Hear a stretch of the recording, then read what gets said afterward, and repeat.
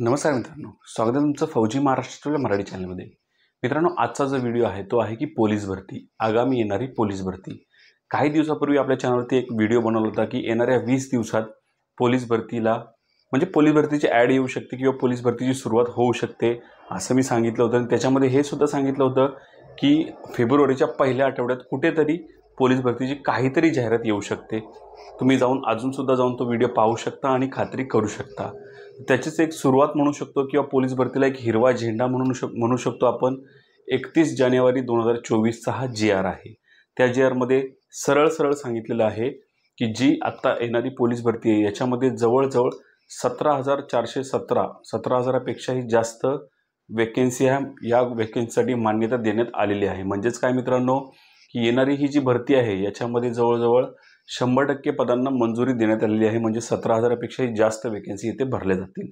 परंतु त्या कशा भरल्या जातील, काय भरल्या जातील हे अजूनपर्यंत क्लिअर सांगू शकत नाहीये। परंतु माझा असा अंदाज आहे की एक सोबत एवढ्या वेकेन्सी भरणार नाहीत, परंतु या 2024मध्ये 1 ते 2 ते 3 ते टप्प्यात म्हणजे 3 टप्प्यामध्ये का होईना पण ह्या वेकेन्सी भरल्या जातील। कारण की आपण जर याच्या आधीची थोडी हिस्ट्री पाहिली तर याच्या आधी काही जी.आर. आले होते ते म्हणजे ट्रेनिंग सेंटर रिगार्डिंग होते।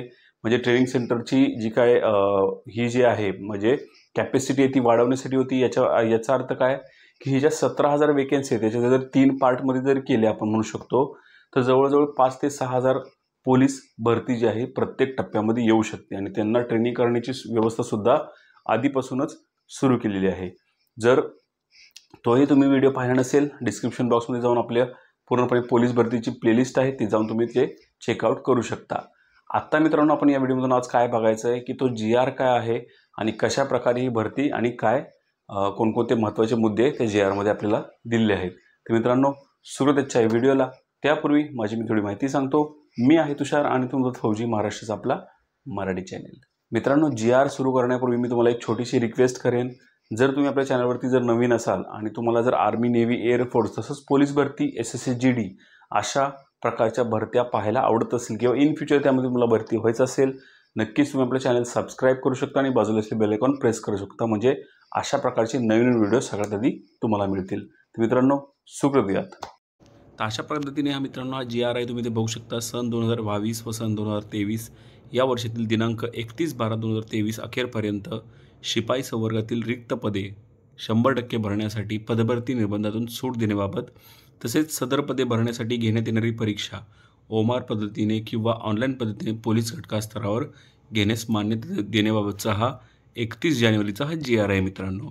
यानुसार जर आपण मित्रांनो पाहिलं तर याच्यामध्ये काय दिलं आहे तर सन 2022 व सन 2023 या वर्षातील 31/12/2023 अखेरपर्यंत राज्यातील पोलीस दलातील पोलीस घटक प्रमुखांच्या आस्थापनेवरील शिपाई संवर्गातील पोलीस शिपाई, बँड्समन, पोलीस शिपाई चालक, सशस्त्र पोलीस शिपाई व कारागृह शिपाई एकूण 17,471 इतकी पदे भरतीसाठी उपलब्ध होणार आहेत।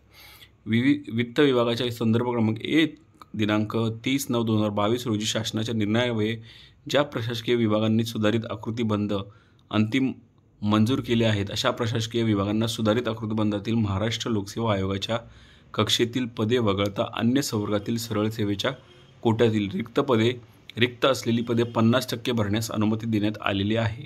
तसेच सामान्य प्रशासनाच्या विभागाच्या संदर्भ क्रमांक 2 येथील 4/5/2022 रोजी शासन निर्णयाने भूतपूर्व दुय्यम सेवा निवड मंडळाच्या कक्षेतील म्हणजे थोडक्यात मित्रांनो काय इथं तुम्ही बघता ही प्रस्तावना जर पाहिली तर याच्यामध्ये जवळजवळ आपण बघू शकतो की 17,000पेक्षाही जास्त वेकेन्सी आपल्याला दिलेल्या आहेत। त्याचसोबत तुम्ही बघू शकता की इथे TCS त्याच्यानंतर इन्स्टिट्यूट ऑफ बँकिंग म्हणजेच IBPS यांच्याकडे पूर्णपणे निर्देश देण्यात आलेले आहे। तर याच्यामध्ये काय सांगितलं आहे की राज्यातील कायदा व सुव्यवस्था अनुषंगाने पोलीस शिपाई संवर्गातील पदांची अत्यंत आवश्यकता असल्याने सदर संवर्गातील 100% रिक्त पदे तातडीने भरणे आवश्यक आहे। त्या अनुषंगाने पोलीस शिपाई संवर्गातील 100% रिक्त पदे भरण्याकरता वित्त विभागाच्या संदर्भ क्रमांक 1 30/9/2022 रोजी या शासन निर्णयामधील तरतुदीतून सूट देण्याची तसेच सामान्य प्रशासन विभागाच्या संदर्भ क्रमांक 2 येथील 4/5/2022 रोजीच्या व संदर्भ क्रमांक 3 येथील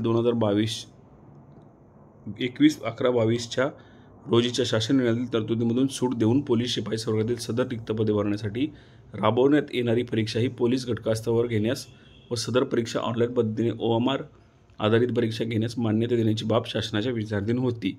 तर प्रस्तावना ही आतापर्यंत जी आरमध्ये तुम्ही प्रस्तावना पाहिलीत, जी आरचा विषय पाहिलात की याच्यामध्ये तुम्ही काय पाहिलं की 17,000पेक्षाही जास्त वेकेन्सी तुम्हाला इथं अलाव होणार आहेत.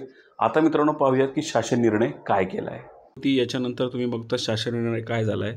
याच्यामध्ये शासन निर्णय असा झाला आहे मित्रांनो की सन 2022 व सन 2023 या वर्षातील अखेरपर्यंत राज्यातील पोलीस दलातील पोलीस घटक प्रमुखांच्या आस्थापनेवरील शिपाई संवर्गातील पोलीस शिपाई बॅट्समन, पोलीस शिपाई चालक, सशस्त्र पोलीस शिपाई कारागृह शिपाई एकूण 17,471 पदे 100% भरवण्यास वित्त विभागाच्या संदर्भ क्रमांक 1 येथील दिनांक 30/9/2022 रोजी शासन निर्णयातील तरतुदीमधून सूट देण्यात येत आहे. मित्रांनो, याच्यानंतर प्रस्तुत भरती प्रक्रियेमधील पदे भरण्याची कार्यवाही करताना आवेदनपत्र प्राप्त झाल्यानंतर संपूर्ण भरती प्रक्रिया घटक स्तरावर राबविण्यात येते. त्यानुसार परीक्षा ऑनलाईन पद्धतीने, computer program based test examination किंवा OMR आधारित घेण्याची मुभा संबंधित घटक कार्यालयास पोलीस अधीक्षक, पोलीस आयुक्त, समाधीक्षक, इतर सक्षम प्राधिकरणे असणार आहेत. जे घटक कार्यालय OMR आधारित परीक्षा घेण्याबाबत निर्णय घेतील त्यांना सामान्य प्रशासन विभागाच्या 21/11/2022 रोजीच्या शासन निर्णयातील तरतुदीमधून सूट देणे असेल. अशा प्रकारे मित्रांनो हा व्हिडिओ होता. अशा प्रकारे ही पूर्णपणे महत्त्वाची माहिती होती. आवडली असेल तर नक्कीच मित्रांनो लाईक करा. त्याचसोबत मित्रांनो तुम्ही आपल्या चॅनल जर नवीन असाल तर प्लीज एक सबस्क्राईब करा. मित्रांनो पुन्हा व्हिडिओ अशा एखाद्या व्हिडिओसह, अशा एखाद्या नवीन विषयासह. तोपर्यंत जय हिंद, जय महाराष्ट्र, वंदे मातरम.